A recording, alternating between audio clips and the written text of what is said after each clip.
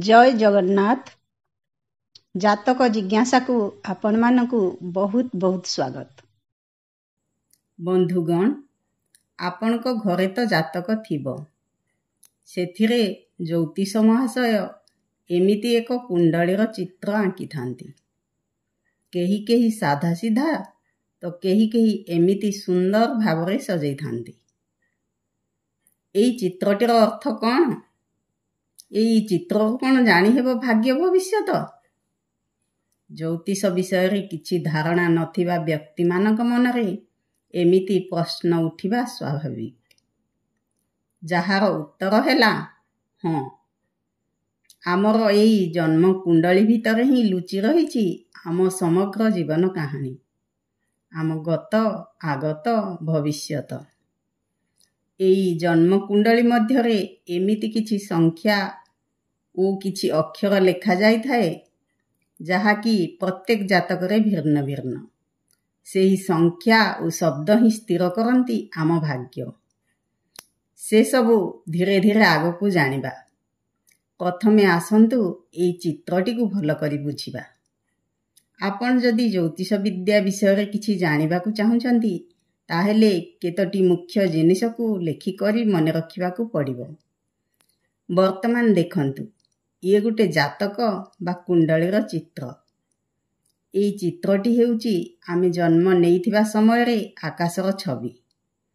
एहार ऊपर भाग पूर्व दिग, निम्न भाग पश्चिम दिग, डाहाण भाग उत्तर दिग एवं बाम भाग दक्षिण दिग को सूचित करे।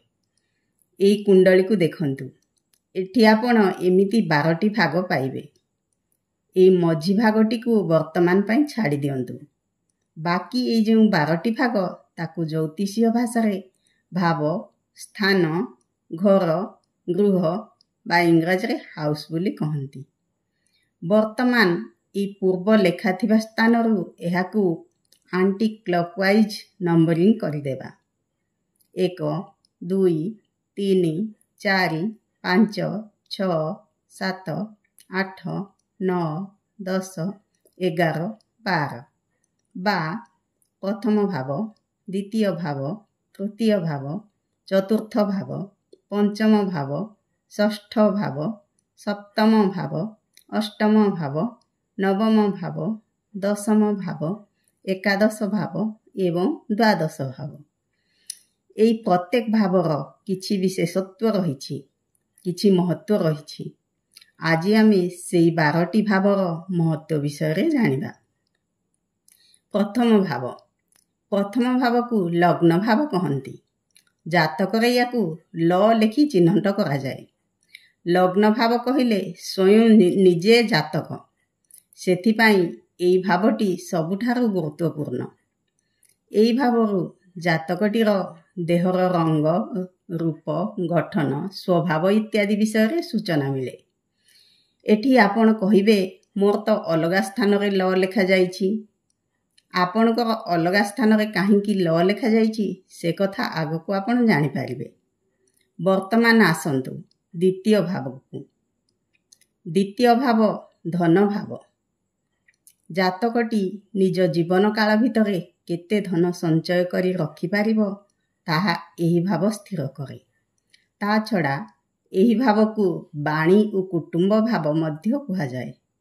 व्यक्तिर वाणी कोमल हेबो कि कठोर, परिवार केमिति हेबे से सबु एही भाव जना पड़े।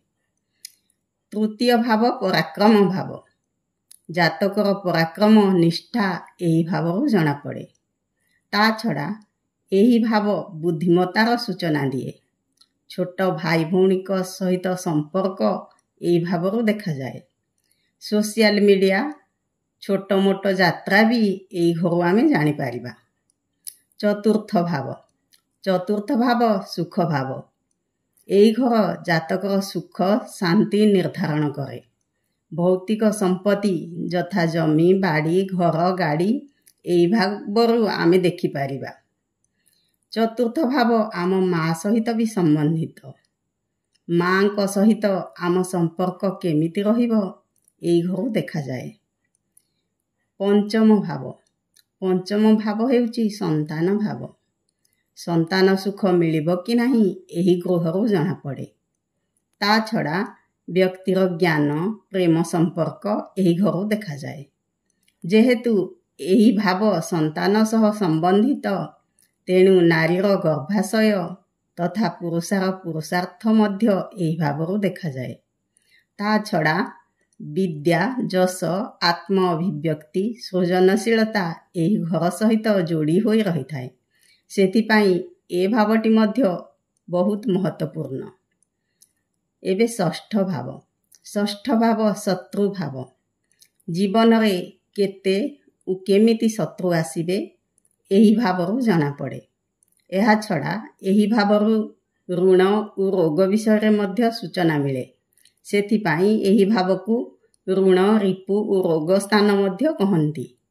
ତା ଛଡ଼ା ନୌକର ଚାକର ସହିତ ସମ୍ବନ୍ଧ ମଧ୍ୟ ଏହି ସ୍ଥାନରୁ ଦେଖାଯାଏ। ସପ୍ତମ ଭାବ। ଏହି ଭାବ ମଧ୍ୟ ବେଶ୍ ଗୁରୁତ୍ୱପୂର୍ଣ୍ଣ, ଯେହେତୁ ଏହା ଦାମ୍ପତ୍ୟ ଭାବ, ପୁଅର ପତ୍ନୀ ଭାବ ଓ ଝିଅର ପତି ଭାବ। ମୋଟ ଉପରେ ଏହା ଜାତକର ଲାଇଫ୍ ପାର୍ଟନର ସହିତ ସମ୍ବନ୍ଧ ବିଷୟରେ ସୂଚନା ଦିଏ।